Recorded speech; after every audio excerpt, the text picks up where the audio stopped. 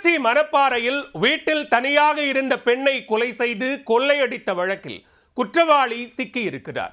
தண்ணீர் கேன் போடும் ஊழியர் நோட்டமிட்டு நண்பர்களுடன் சேர்ந்து கொலை செய்தது எப்படி?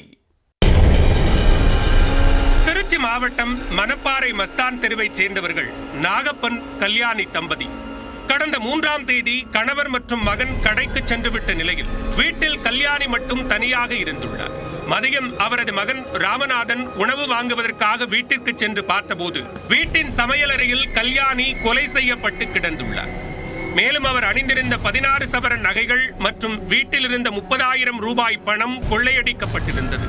இந்த சம்பவம் குறித்து மணப்பாறை போலீசார் வழக்கு பதிவு செய்து விசாரணை நடத்தினர்.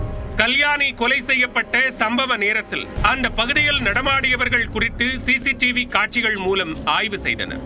அதில் வீடுகளுக்கு தண்ணீர் கேன் போடும் மணப்பாறை அருகே உள்ள பண்ணப்பட்டி சமத்துவபுரத்தைச் சேர்ந்த கேசவன் என்பவர் அந்த பகுதியில் சுற்றித் திரிந்தது தெரிய வந்தது.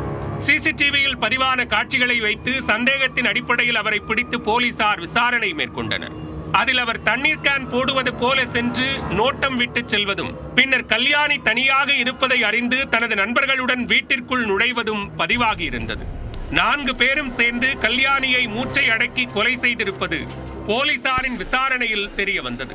அதன் பின்னர் கல்யாணி அணிந்திருந்த 16 சவரன் நகை மற்றும் 30,000 ரூபாய் பணத்தை கொள்ளையடித்துவிட்டு தப்பிச் சென்றதாக போலீசார் தெரிவித்துள்ளனர். மணப்பாறை போலீசார் கேசவனை கைது செய்து கொலைக்கு பயன்படுத்திய இருசக்கர வாகனம் மற்றும் 18,000 ரூபாய் பணத்தை பறிமுதல் செய்தனர்.